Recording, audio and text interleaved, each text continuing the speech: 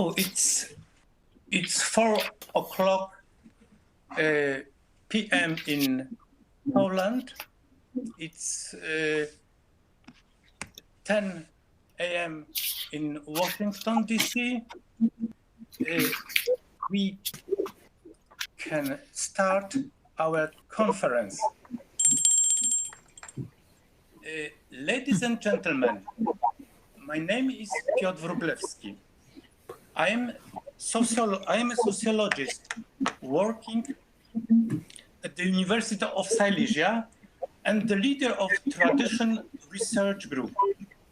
Last year, the idea of organizing the conference devoted to Sir Rogera Scrutona was born. It was to be held in Katowice. I am glad that modern technology allows this conference to take place despite the pandemic.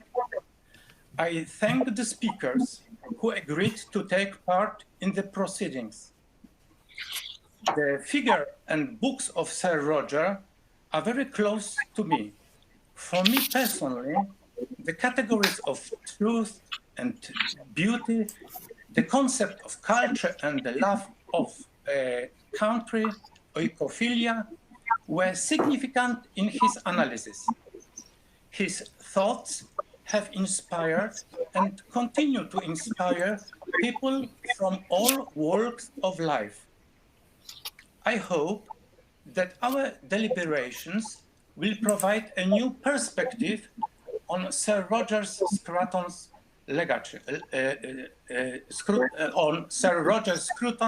legacy.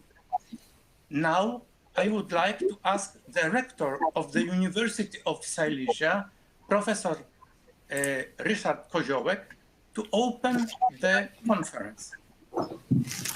Thank you, Piotr. Good afternoon, ladies and gentlemen. Hello to everyone. My name is Ryszard Koziołek. It's with great pleasure that I open this conference devoted to Rogera Scruton. I cordially welcome all of you, especially the distinguished guests who decided to present their papers. I would like to thank the organizers of this great event. A year has passed since the death of this intellectual giant of the 20th century, Sir Rogera Scruton. He was a humanist in classical style, and he made a unique contribution to public life. He was a philosopher, writer, columnist, composer, but also a committed intellectualist, supporter of dissidents in Czechoslovakia under Communist Party rule. But most of all, Sir Rogera Scruton was one of the greatest defenders of Western civilization. Western civilization in its metaphysical, cultural, and poetic understanding.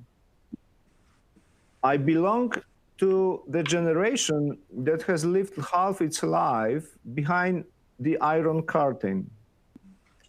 We had no hope for a long time that we would join the West in a political sense. However, we were sure that we had belonged to the spiritual community of the West for 1,000 years. Western art and philosophy were a consolation in the absence of politics and economics. After the fall of the Berlin Wall and after joining to the European Union, Poland has become a member of Western civilization in the political meaning. And then something dangerous happened. What I would describe as the disappearance of the West, or the loss of faith in the West as an idea and value. I felt like the heroes of the Wizard of Oz. As you remember, when after much hardship, they reach the Emerald City, it turns out that instead of great wise sorcerer, a crafty trickster with powerful technology rules the world. Before our eyes, the West is losing faith in itself. It turned out that civilization is not a thing or a system, but something that needs faith to exist. Who knows? Maybe it's the irony of history that makes the countries of Central and Eastern Europe the greatest defenders of the ideas of the West today. To Rogera Scrutona, West is a wonderful house in the air, like this one where Vivian imprisoned Merlin. Many don't see or lose sight of it, seeing in the ideas of the West only economics and politics. Sir Rogera Scrutona, throughout all his years of academic life, has battled against a narrow understanding of the West as a dogmatic, exclusive, and oppressive idea that masks a possessive culture and economic colonialism. On the contrary, he believed that the essence of the Western cultural attitude is curiosity and the willingness to get to know everything that surrounds it and then to include it in his heritage.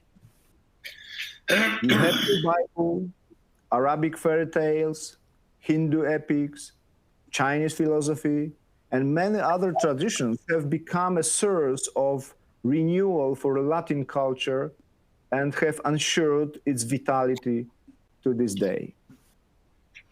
I remember how surprised I was to discover Ezra Pound's admiration of Chinese poetry, and immediately after that I quit looking for any translations into Polish. This conference is about change and tradition.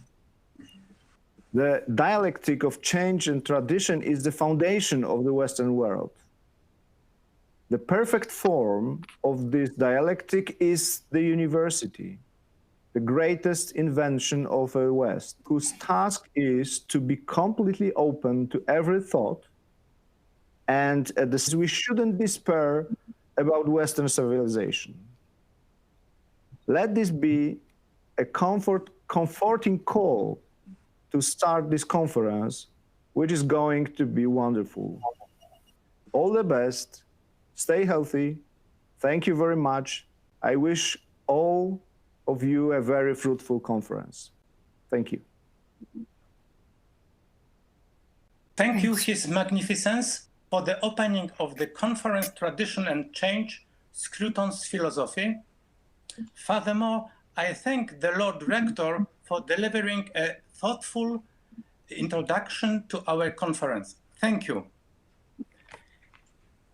The first key lecturer is Professor George Weigel, Distinguished Senior Fellow and William Simon Chair in Catholic Studies at Ethic and Public Policy Center in Washington. He is an author of 22 books.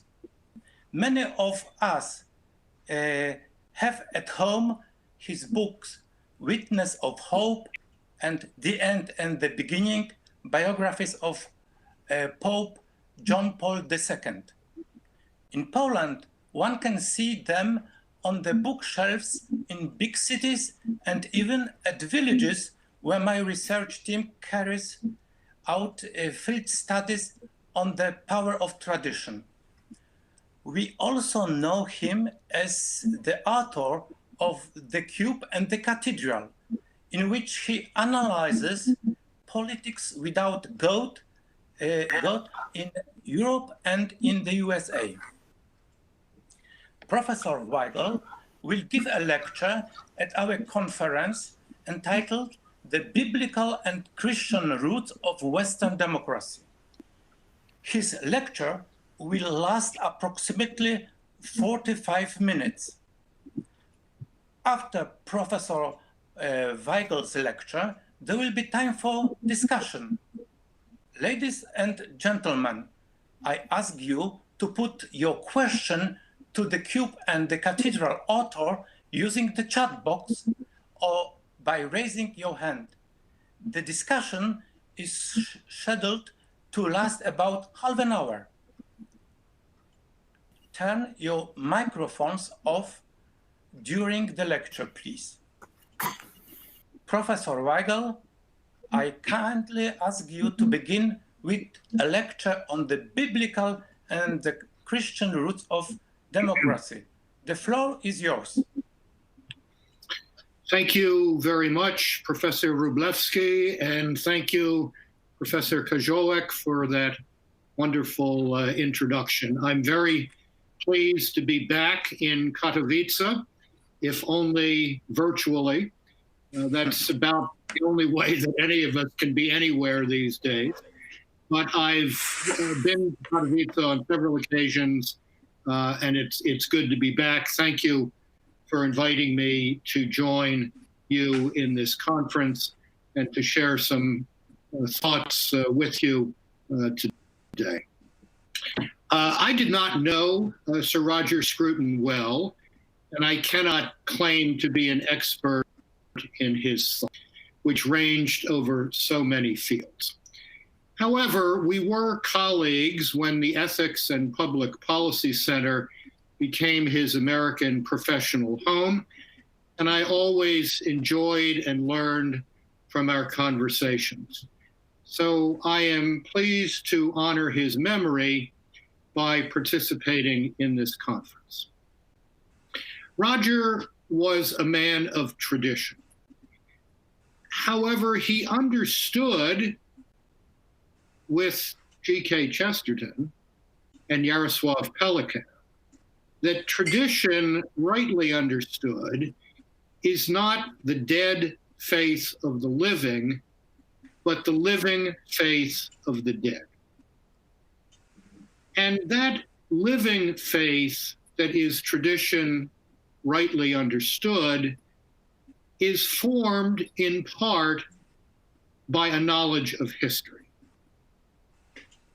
History not only teaches important lessons for the present, a true picture of the history of the West is essential to the cultural and political health of the West. And this brings us to a problem, for there is a great deal of historical myopia in the West today. A lot of historical forgetting, even more historical ignorance, and to be candid, a great deal of historical distortion, and this has present day consequences. One example of this myopia or short-sightedness is the notion that what we know today as the West, democratic political communities and market economies in societies characterized by considerable personal freedom and social mobility, that phenomenon of the West is a product of the various European enlightenments. That the West we know today begins with Descartes, Adam Smith, the French Revolution, and the dominance of the scientific method as the paradigm of knowledge. That is simply wrong. It is wrong because the West is far more than a set of institutional, political, and economic arrangements. The West is a civilizational project, and its roots reach back thousands of years, not merely centuries. In these remarks today, let me briefly describe the roots of the West in biblical religion, Greek philosophy, and Roman law, and then deepen the analysis by looking more closely at the biblical and Christian roots of the Western civilizational project, without which modern science, modern democracy, and modern market economies are really historically inconceivable. I have come to think of the West as a civilizational project that rests on three legs, which can be designated as Jerusalem, Athens, and Rome. First, Jerusalem. Biblical religion made many crucial contributions to the West, but perhaps the most consequential of those contributions for the political history of the West was the idea that history is linear and teleological. History is not cyclical, nor is history random. History is purposeful. History is going somewhere. That is why the fundamental image or icon of freedom in the civilization of the West is the people of Israel's exodus from Egypt and their journey to the Promised Land. And interestingly enough, one of the American founders, 250 years ago, proposed that the Great Seal of the United States depict that biblical journey, including the pillar of cloud by day and the pillar of fire by night described in the book of Exodus. So from Jerusalem, we get in the West the idea of a purposeful history.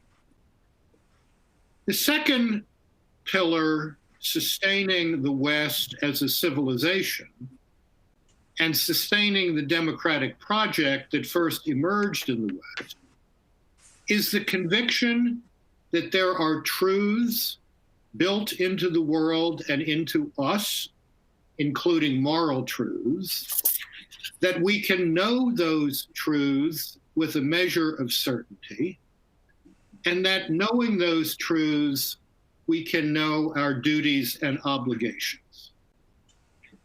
This confidence in the human capacity to get at the truth of things was first erected by the classical philosophers of ancient Greece, beginning with the pre-Socratics and culminating in its classical period with Aristotle. And the third civilizational pillar sustaining the West and its democratic project was built in the Roman Republic.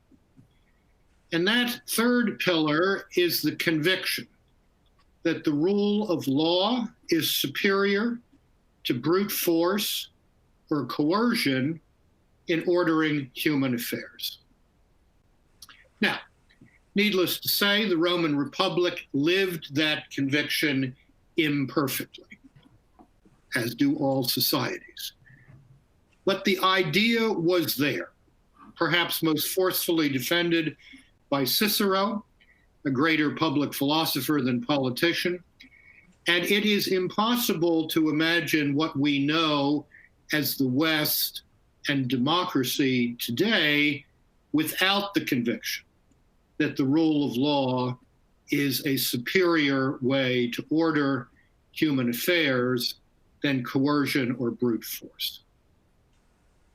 So, the West and the democratic project cannot be understood simply as a set of institutional arrangements whose origins reach back no farther than the continental, English, and Scottish Enlightenments. The roots of the West run deeper. And what we know as the West today, including its premier political form, democracy, is inconceivable without Jerusalem, Athens, and Rome.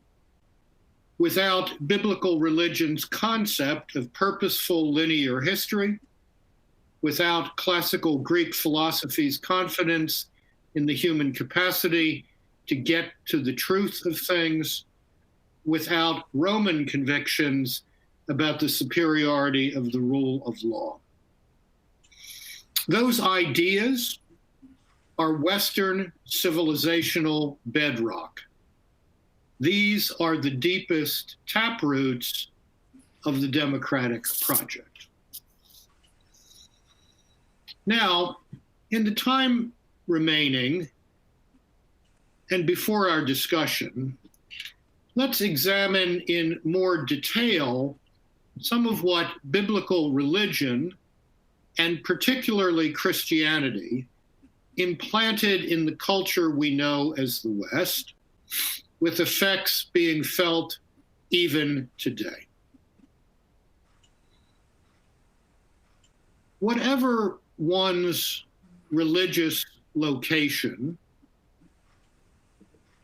the story of Jesus had an immense impact on forming the modern West. Before Jesus, the family, which was the primary unit of social and personal identity, was the locus of immortality. One lived on in one's family. And what my friend, the sociologist Peter Berger, called the fundamental question faced by any culture, what do we make of death, was answered in the family.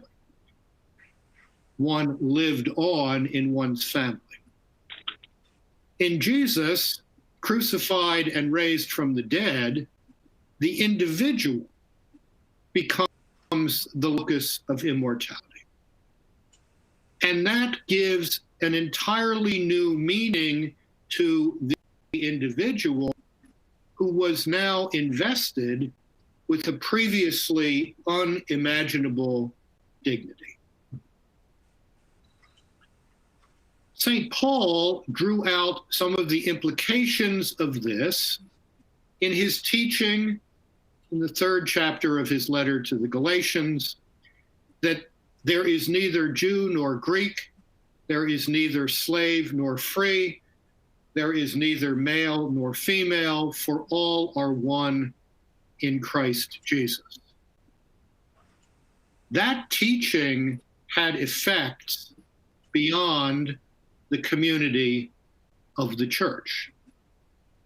Before Jesus and Paul, the basic assumption governing society was the assumption of fixed, unchangeable, or, if you will, natural human inequality. By stressing the equality of all in Christ, Christianity underwrote the fundamental norm of the equality of all in the modern West. And this, in turn, led to a new sense of justice. Justice must reflect the moral equality of all human persons rather than natural inequality. This, interestingly enough, was a point stressed by Pope St. John Paul II in the encyclical Veritatis Splendor. When the Pope asked, what is the ground of the democratic norm of equality? Our common human experience is that people are unequal. Some people are more beautiful than other people. Some people are more athletically gifted than other people. Some people are good at languages and other people aren't. And so forth and so on. Our normal experience is inequality, and yet the claim that everyone is equal is a fundamental norm of democracy. What allows us to say that? John Paul II's answer in Veritatis Splendor was that we can say that because we are all equal before the demands of the natural moral law we can know by reason, including the requirement that we avoid intrinsically evil acts, which we can know as intrinsically evil by reason. That's a very interesting idea to be developed in a theory of democracy. In any event, it's Christianity that introduces this norm of equality and therefore the norm of equal justice to the West. Christianity desacralized the state, which in ancient civilizations had a sacred and cultic character. That process of desacralization began with Christ's own injunction in the 22nd chapter of Matthew's Gospel to render to Caesar what is Caesar's and to God what is God's.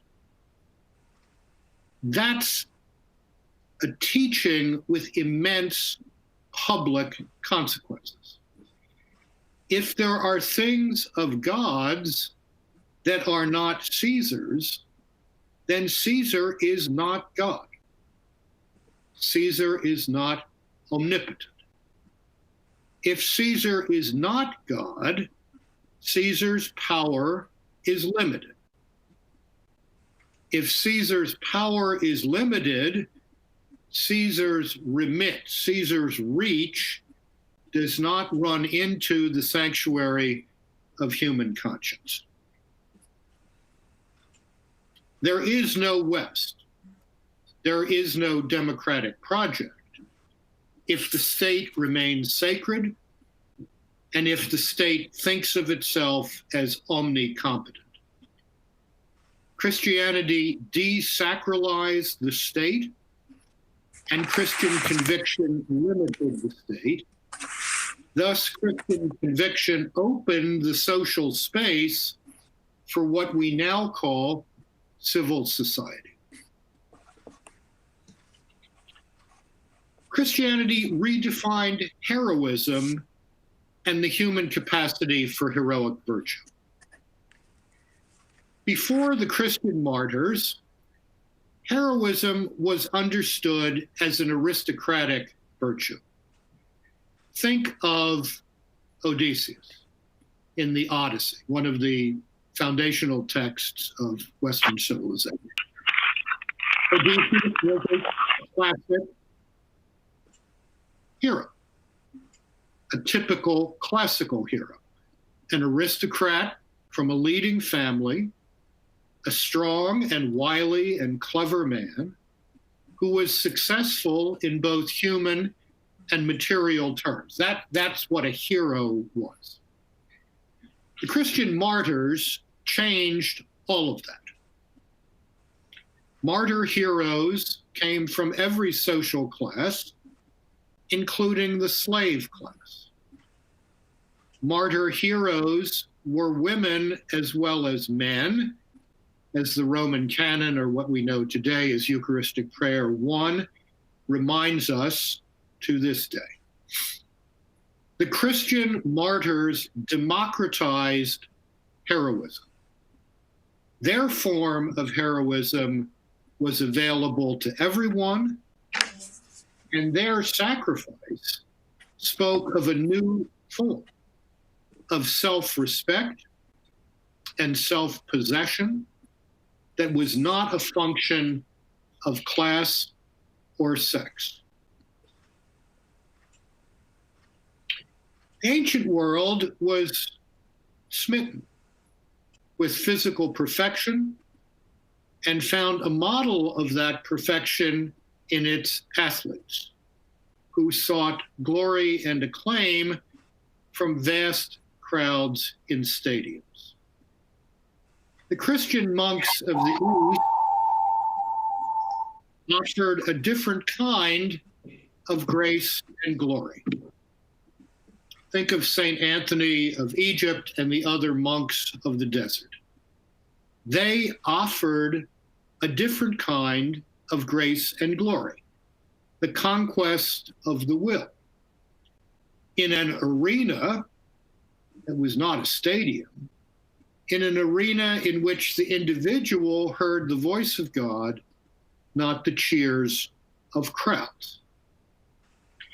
And thus, through those desert fathers, another layer of human dignity and capacity was uncovered and became part of the civilization of the West, namely the capacity for interiority, the capacity for the contemplative, for an encounter with ultimate truths and ultimate reality inside the human person.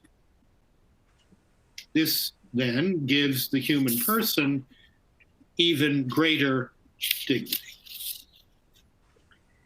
Then there were the Christian monks of Europe, the Christian monks of the West.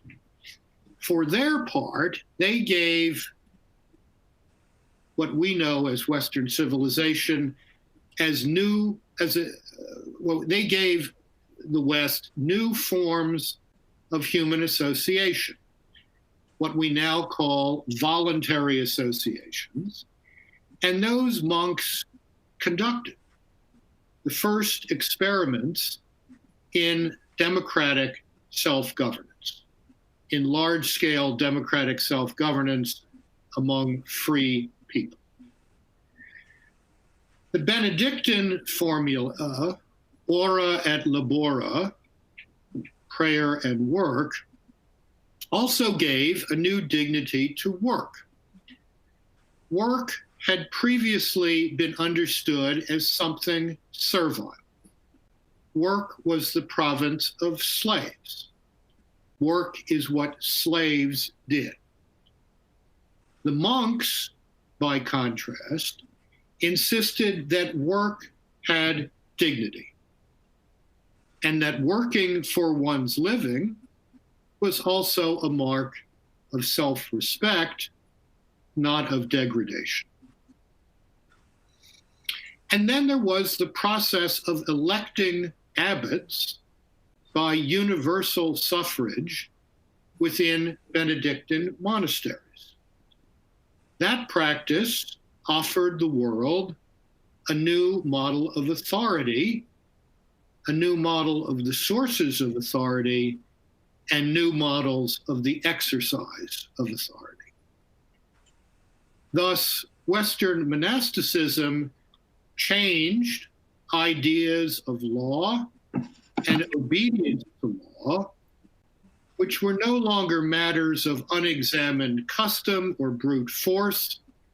Rather, law and obedience became associated with the role of conscience, with individual consent, and with a freely associated community's discernment of its own needs in terms of leadership.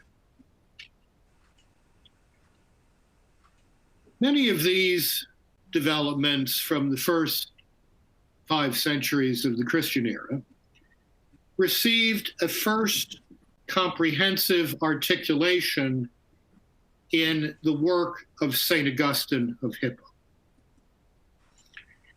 Augustine's Confessions were the first autobiography in the modern sense of the term, and that book's telling of a story of personal wrestling with the truth of things opened up new depths of self-consciousness and self-examination, which would prove crucial in forming Western civilization and its unique capacity to be self-critical. That capacity is essential to democracy, and it was formed in the civilization of the West in no small part by Augustine's summing up of the biblical and Christian experience. Self-criticism is a unique aspect of the civilization of the West, and it has biblical and Christian roots. Then there was and is Augustine's analysis of the human condition in De Civitate Dei, the City of God, which great work helped strengthen the Western understanding that it was possible to be oriented to be responsible toward a transcendent world of truth and judgment, and responsible to this world and the affairs of this world at the same time.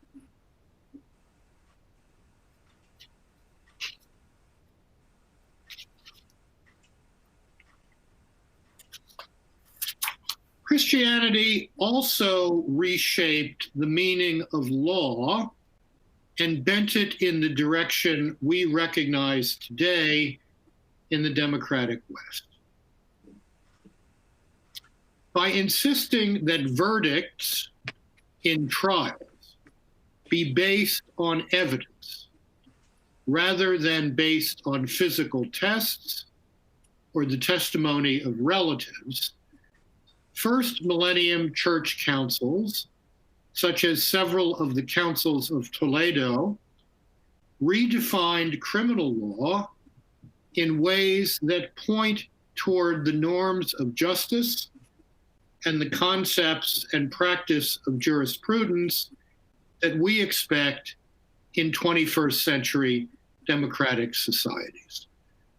The formation of the system of canon law in the church thus had an enormous impact on the formation of civil and criminal law in the Western world. First millennium church councils also condemned the notion that the natural world was the dwelling of spirits or demigods. This theological judgment, this critique of a prior civilizational metaphysic, if you will, this theological judgment had public implications. And indeed, it had great intellectual implications. For if the natural world is not mysteriously ordered and disordered by various supernatural powers, if rather the natural world behaves according to its own natural laws, then the natural world is open to rigorous empirical examination, the kind of examination that made possible what would later be known as the scientific method. And here we come to one of the great bits of historical myopia in the contemporary West, and that is this false idea of the inherent conflict between Christianity and science. Let's look at some modern history. Some may find it curious that two of the most consequential scientific ideas of recent centuries, namely modern genetic theory and the Big Bang theory of the origins of the universe, both began with the work of Catholic priests. It was the Czech Augustinian monk Gregor Mendel, who was the father of modern genetics, and it was the Belgian priest Georges Lemaitre, who was the father of what we know as now the dominant cosmological model of the origins of the universe, the Big Bang theory. Some people may find it odd that these highly consequential ideas in natural science emerged from Catholic clergy. But there's nothing odd about that at all. Far from being the enemy of science, a false story promoted by many Black legends, Christianity helped make what we know as science possible by desacralizing the natural world, just as Christianity helped make what we know as democracy possible by desacralizing the state.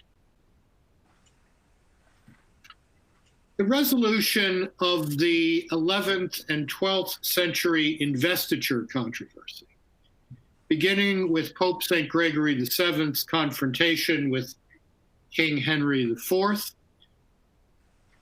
We remember the famous image of the king and doing penance in the snow at Canossa.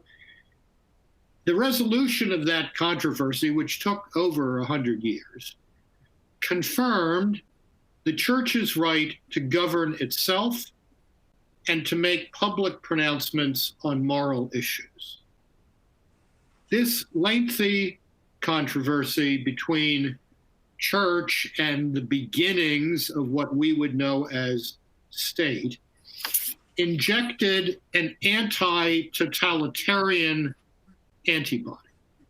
It gave an anti-totalitarian vaccination into the Western civilizational bloodstream, thus further paving the historical path toward limited government and ultimately toward republican forms of self-government. And then there was one of Christianity's great contributions to the world of learning, which Professor Koziołek mentioned in his opening remarks, the Christian invention of the university. The university, as we know it, is the child of the church. It's the child of Christianity. And in medieval universities in Paris, Bologna, Oxford, Krakow, Prague, the practice of disciplined public debate on matters of great consequence, indeed in their minds, matters of ultimate consequence, that practice of disciplined public debate and the open exchange of ideas took root in the civilizational soil of the West with profound implications for democratic public life. This list could be extended farther and deeper, but perhaps the point has been sufficiently made. The Christian roots of the Western democratic project are deep and deeply influential. Is it possible to imagine the emergence of democracy as the predominant form of government in the West today without the Christian conviction that all human beings are responsible moral agents capable of virtue?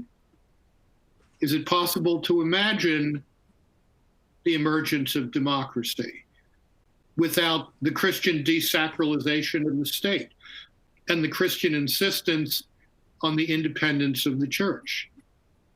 Is it possible to imagine the emergence of democracy without the Christian concept of the universal applicability of rational norms of justice? Is it possible to imagine the emergence of democracy in the West without the Christian affirmation and the Christian experience of voluntary, self-governing, free associations? Is it possible to imagine the emergence of democracy in the West without the Christian habit of rigorous self-examination? Or in broader civilizational terms, is it possible to imagine modern economies without the Christian affirmation of the dignity of work and workers? Is it possible to imagine modern science without the Christian desacralization of nature, opening up the possibility of the empirical examination of nature? Now, it is true that these biblical and Christian ideas took centuries to work their way into the texture of Western civilizational life and Western society, including politics. It is also true that these ideas, many of them were controversial in their time, just as it is true that at particular historical moments, the church, the institutional church, pushed back against the public implications of some of its own most powerful convictions. But is it possible to imagine what we know as the West and as democracy today without these biblically rooted ideas as they were developed in Christianity? It seems very unlikely. The democratic project did not develop in Hindu or Mughal or Confucian cultures, nor did it develop in cultures that Europeans found in the Western Hemisphere in the 16th century. The democratic project developed in cultural soil enriched by the biblical and Christian ideas, convictions, modes of life, and practices that I have briefly outlined here. And that, as our Marxist friends used to say, is not an accident. At the same time, we should acknowledge that one of the gravest threats to the 21st century democratic project, what I would call the ideology of expressive individualism, according to which we are all mere bundles of morally equal desires, the satisfaction of which is the primary function of the state. That ideology of expressive individualism has its roots in ideas once promoted by Christian thinkers, specifically by the nominalism of William of Ockham and its emphasis on that the moral life is essentially a matter of will rather than reason. The postmodern high culture of the West, and a lot of Western popular culture too, reflects what I would call a cult of individuality. A cult summed up in that great moral philosopher Frank Sinatra's song lyric, "I did it my way." The biblical and Christian roots of the Western civilizational project point us towards something else. They point us towards something nobler. They point us towards what we have come to know as personalism, toward the idea of the human being as a rational, spiritual creature capable of moral agency and therefore of self-government, because capable of grasping the truth of things. A cult of individuality, a cult of "I did it my way," will eventually lead to decadence and to the erosion of the cultural foundations of democracy. A true understanding of the human person, however, points toward and sustains the democratic project, as both John Paul II and Rogera Scrutona recognized. There are many threats to the democratic project throughout the world today. There is the alternative model of society being promoted in China. There is the model promoted by jihadist Islam. But I believe that the gravest threat to the Western democratic project today is an internal threat. It's a threat rooted in a false idea of the human person as a mere bundle of desires. And I believe that a true understanding of the human person is essential culturally in order to sustain the democratic project. Thus, the reconstruction of a 21st century public moral culture capable of sustaining the ongoing experiment in self-governance that is Western democracy requires recovering the deepest and noblest roots of the Western civilizational project as the antidote to the decadence that threatens democracy today. That recovery was one of Sir Rogera Scruton's concerns as both a thinker and a public man. And we honor his memory by taking up that task of recovery and renewal ourselves. Thank you. Thank you, Professor Weigel, for your brilliant address. Thank you. Now it's time for discussion. There is question. Is some question on the chat box? No, I can't see. So please, you can ask question about the lecture. Where's the chat box?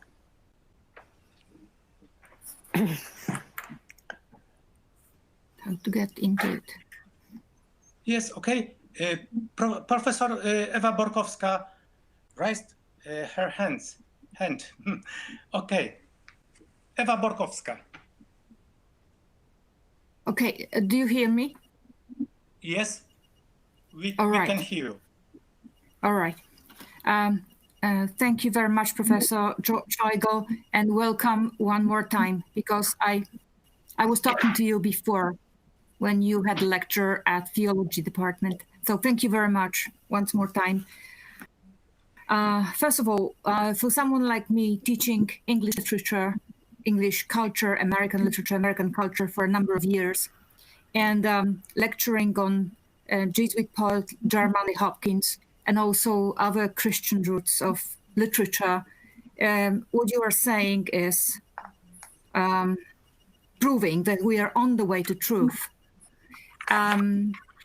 In a number of colleges that I saw in America, in Canada, in England, there is this nice inscription, which is a quotation from Psalm 116, and it is Disciplinam bonitatem et scientiam doceme. And I think this is a motto of what we should teach as far as the roots of Christian roots of civilization are concerned.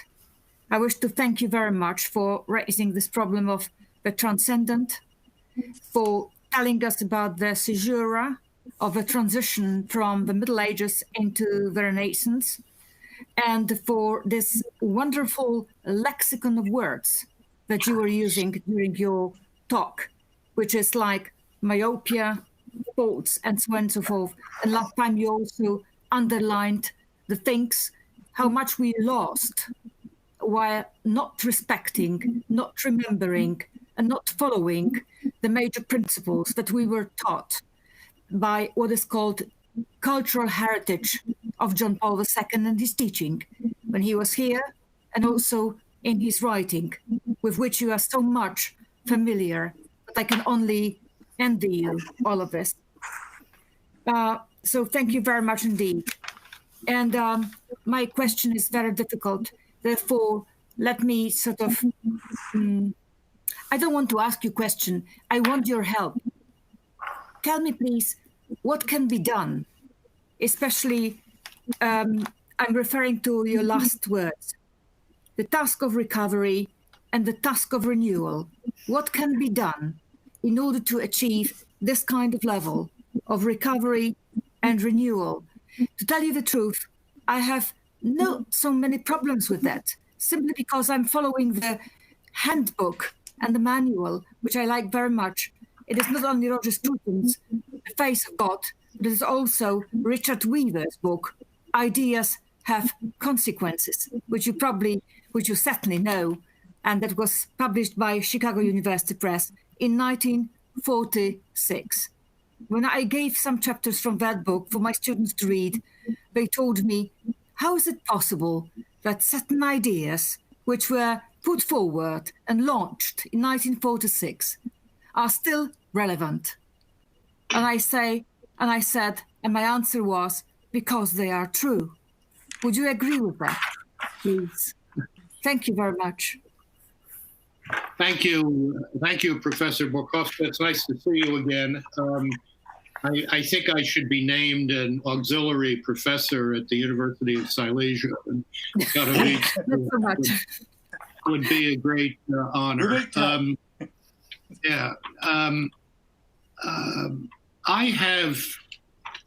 I've been thinking about these things for 35 years, I suppose, and thinking seriously about them. And I have come to the conclusion that the answer to what I would call the civilizational crisis of the West, Professor Koziołek called it a crisis of self-confidence, can only come from what we call in American historical terms a new Great Awakening. There were two moments of great spiritual upheaval. One 20 years before the American Revolution in the 1740s, another in the 1820s and 1830s that had a profound impact on American culture. We call these the Great Awakenings.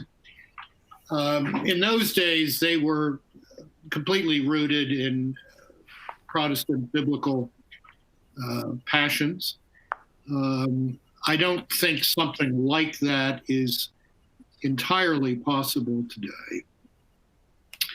But I think there is something to be learned from, still to be learned from the experience of the 1970s and 1980s in Central and Eastern Europe.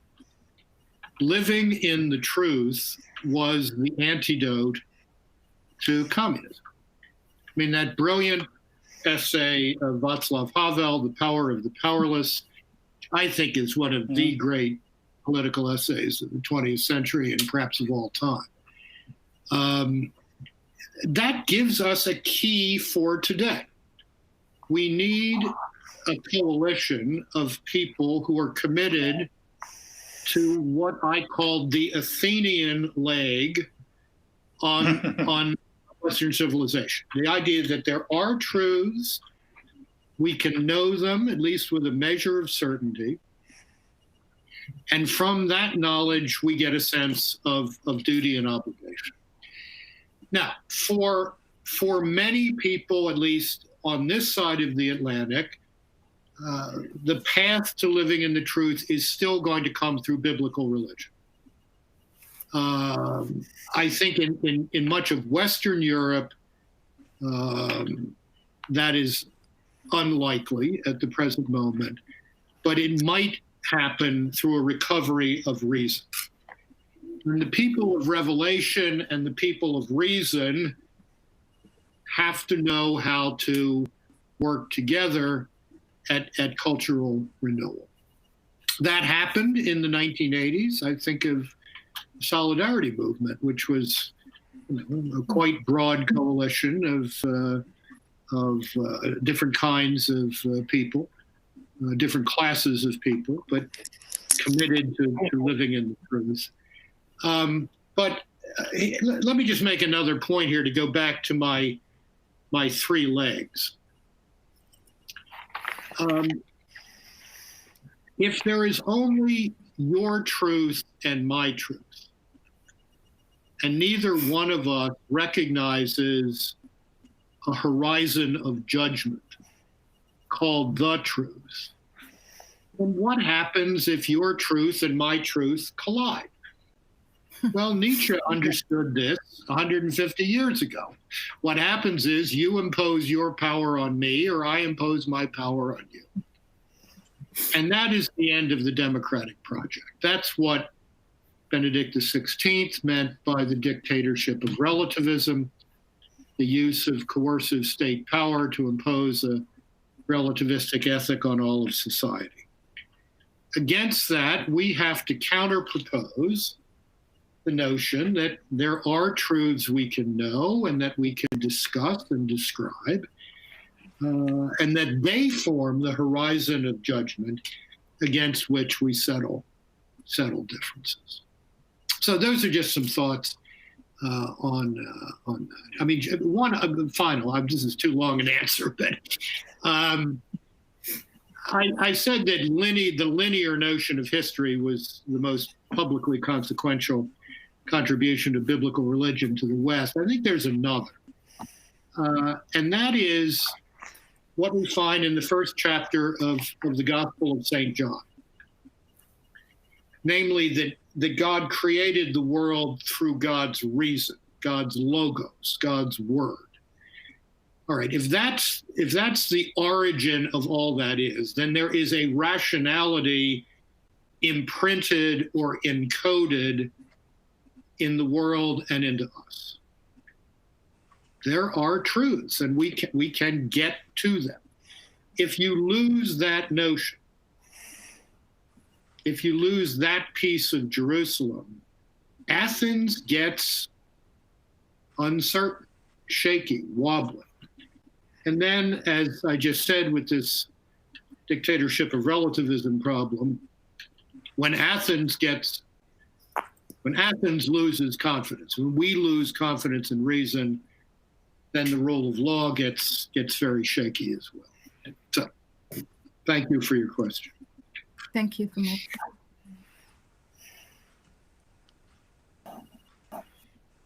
Another question.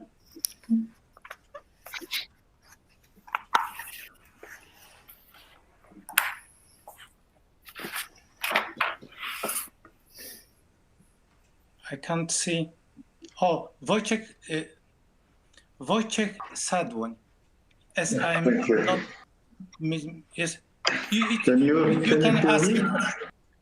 Thank Yes, you very much. We can hear you. Okay, so greetings from Warsaw. Thank you very much for the interesting speech. My question is more sociological. So I'm a sociologist, so I don't want to press you to present your attitude towards research in the field of sociology, but I would like to know, what do you think about the research, or generally speaking, some kind of interest in personalism outside ethics, outside philosophy? As I know, there are some movements, some currents, which go a little bit within or in this direction, personalistic direction, also within sociology or even anthropology. Do you know some schools? Would you appreciate some of them? For example, I just mentioned, maybe you have heard about critical realism. Just to know what your impression or some intuitions.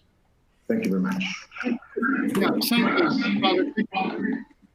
Could you say a bit more about these schools, perhaps some names of personalities promoting these ideas? Mm-hmm. So I don't want to call Charles Taylor as critical realist, but Charles Taylor would be, for me, is somebody who could be placed a little bit near to personalism.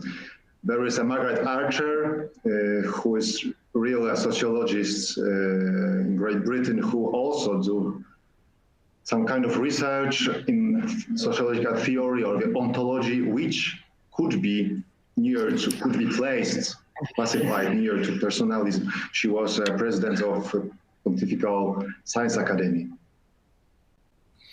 Well, Charles Taylor is certainly part of the conversation that we need.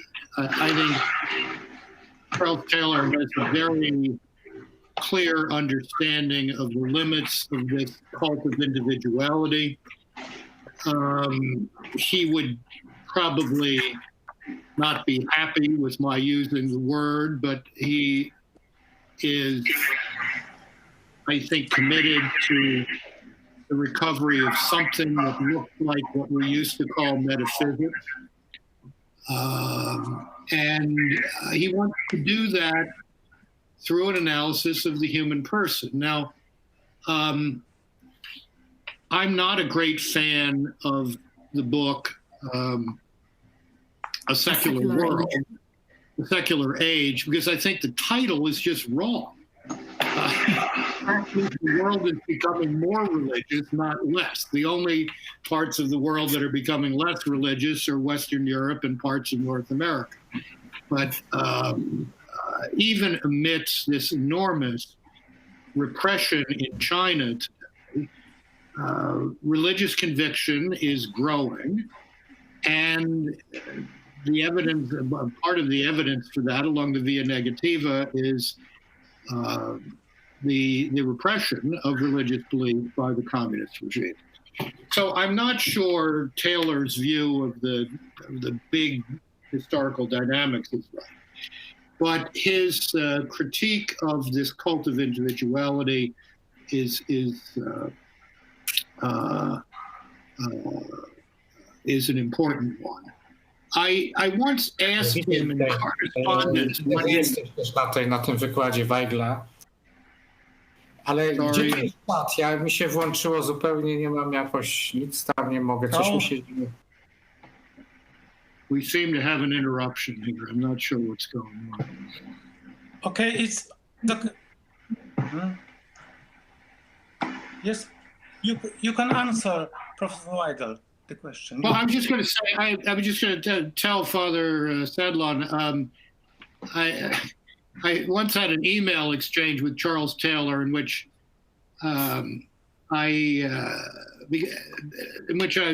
said I thought there were lots of overlaps between there were lots of points of connection between his philosophical work and some of the themes of John Paul II's personalism. And he said that he thought that was probably the case, but he found this Pope very frustrating. I think that's because Professor Taylor is a bit of a man of the ecclesiastical left. But I thought that was an interesting comment. I asked him why he was frustrated, and he didn't answer. So I can't tell you more than that. But there we are. Thank you very much.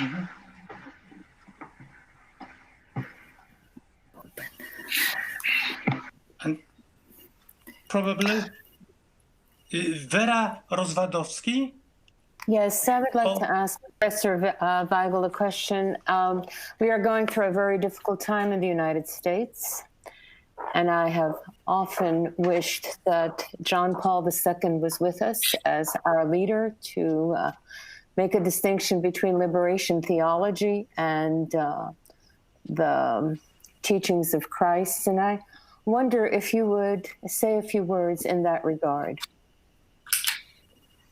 Not sure I exactly understand the question. Could you try to make it a little more precise for me? Well, I'm not a scholar in this area, but it seems to me that Pope Francis and Pope John Paul II are leading us in very, very different ways. And given the crisis of the Catholic Church in America, so are many of the priests, it seems like, although I have a very limited knowledge of that. I wonder how you see this crisis in America with the current elections and the democratic process that is supposedly ongoing in America. Okay, thank you. what happened at the United States Capitol 10 days ago was a national disgrace. I just read in the paper this morning, there's a new public opinion poll showing that something like 85-90% of the public is disgusted by all of this. A very high percentage of those polled said they have no interest in Mr. Trump returning to public life. I take those as good signs. I think it's important for those looking at this only through the prism of the media to recognize that American democratic institutions remain strong. The attempts to contest the election were rejected by 50 or 60 courts, despite a lot of high rhetoric. The Congress did its constitutional duty, both in affirming the Electoral College vote, and I believe in impeaching the president. I do believe he committed impeachable offenses 10 days ago. Nonetheless, and I do hope that the next week will not be one of further chaos. Although I have to say, I went down to my office in downtown Washington 2 days ago, and it's a very depressing scene. It's like an armed camp. We've been through these phases before. I remember 1968 very well. I was a young student working in an inner city parish in Baltimore in those days. And we had Holy Week services with the National Guard in the back of the church. That was a sobering experience. I think what all of this reminds us of is that there is nothing taken for granted about democracy. Democracy is an ongoing experiment in a people's capacity for self-governance. And that means that there has to be a critical mass of people living certain virtues to make the democratic society function properly. Democracy is not a machine that can run by itself. And the attempt to create a value-neutral democracy, or even worse, to claim that the democratic project is an expression in political life of this cult of individuality that I mentioned. These are very, very dangerous ideas, and we're seeing them embodied. And at both ends of the political spectrum. This is not a problem limited to crazy people on the conventionally described right wing. We had some very serious problems of public order with people on the other end of the spectrum 5 or 6 months ago.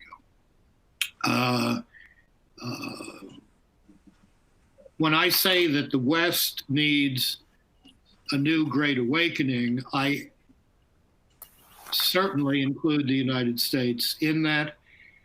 I wrote an essay on this some years ago that I will send to Professor Wróblewski that he can distribute to others. It's on this question of a truth-based coalition of renewal and reform. And perhaps those of you who would be interested in that can contact Professor Wróblewski and he will get that to you. Is that okay? That's agreeable? Yes, okay. I do it with pleasure. I have a follow-up question, if you will. Vera Rozwadowski. Yes. I'm concerned in looking at the video, for example, today of the news This is again on. Can you hear me? Yeah, you said you were looking at a video of the new. The news on EWTN, and it juxtaposed our leaders' to the riots at Capitol Hill, their response to the riots of Antifa some months ago. Yeah. No, it's a very serious problem. It's a very serious problem, but there were very, very different stances taken for. Yeah, and people will do what they will. So that's a problem I'm not sure how we resolve, given it's this. Well, it can only be resolved. It can only be resolved by the overwhelming majority of the American people who reject political violence, demanding of their public officials that there be moral clarity and equality here. That you cannot, the political violence is bad, period, across the board, and we do not make excuses for this based on identity politics or, as in 10 days ago, lunatic notions of a stolen election. This is a huge challenge for the church in the United States. I've been writing about that, as some of you know, for some time, and yet I think the bishops of the United States are aware that this is a very serious inflection point, and we've got a lot of work ahead of us to rebuild the moral foundations of the country. Thank you very much. Yeah. Thank you very much. I think I can't see the person who won't ask you a question. Oh, Jan Węgrzecki.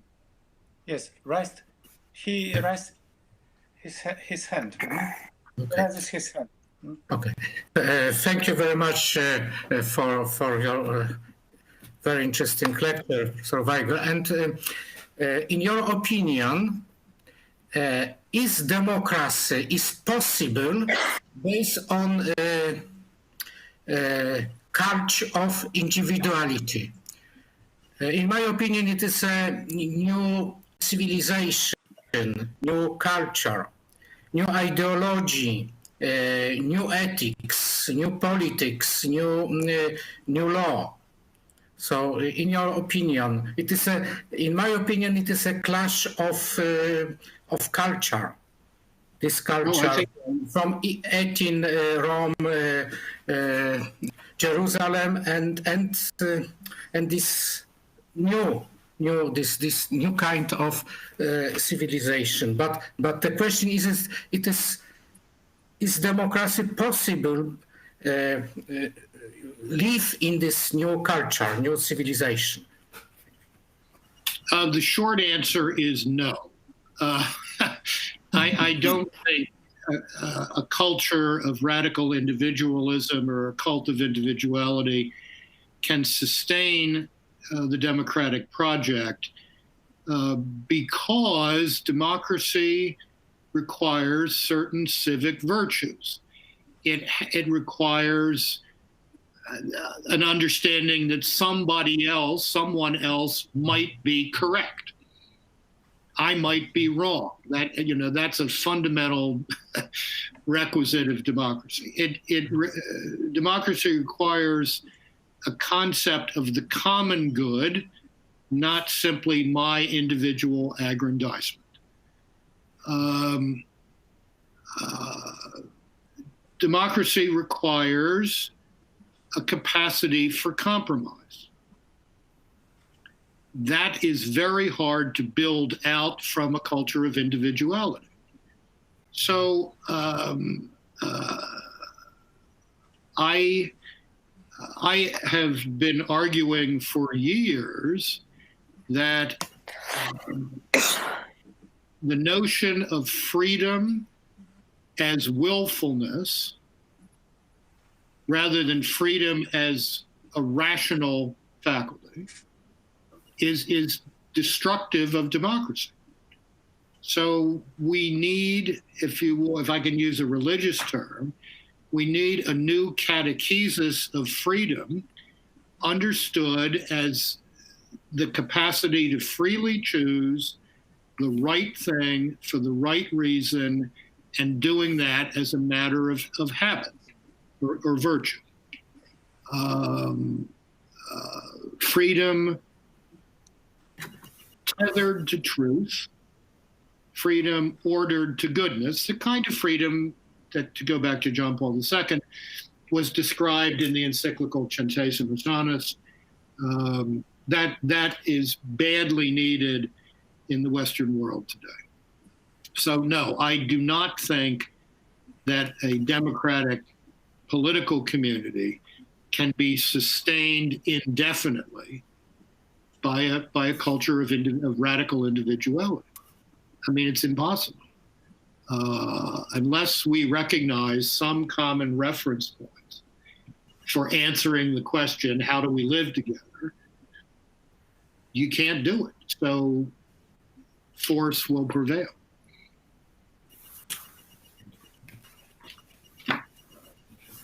Thank you. It's not a happy thought, but I think it's true. Thank you. Any questions? More? Let me just perhaps make one more point to the previous discussion. Yeah, please, Professor Weigel. And that is, I think we have to believe that because this cult of individuality does not seem to be adding to the sum total of human happiness.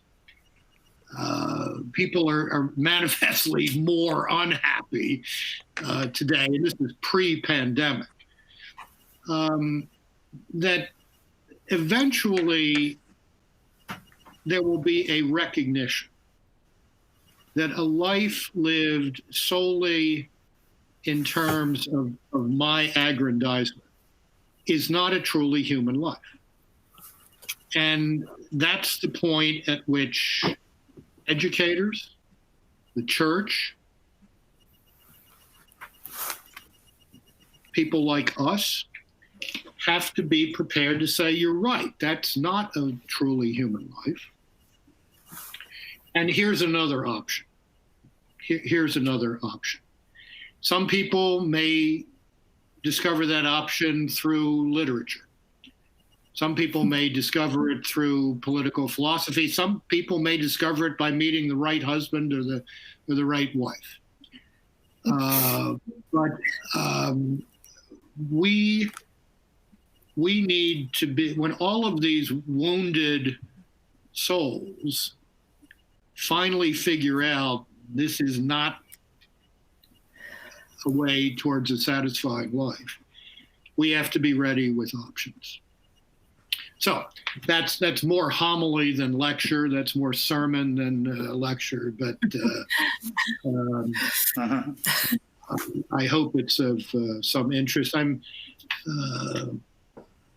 It's very good to be with you all. My time is getting a bit short here. How are we doing, Professor Wróblewski? Yes. How are we doing time-wise? Yes, Oscar. Okay. It's thank you, Professor Weigel. Thank you, Lord Rector. Our time is up. So I thank you for your that you are with us today, and I would like to invite you to the second day of our second session of our conference for the lecture of Jose Casanova from Washington, D.C. Thank you. very much. Thank you. Thank you Thank very you all much. very much.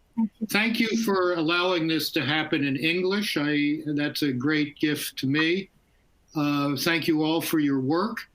And I hope to see you in Katowice soon. Very well. Thank you very much. Thank you.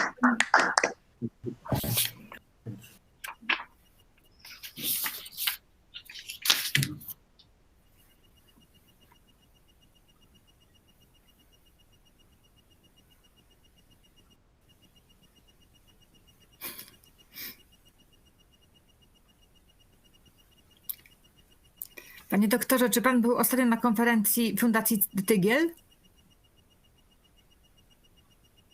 Nie, Halo? nie byłem. Nie. Bardzo podobny do pana i bardzo ciekawą miał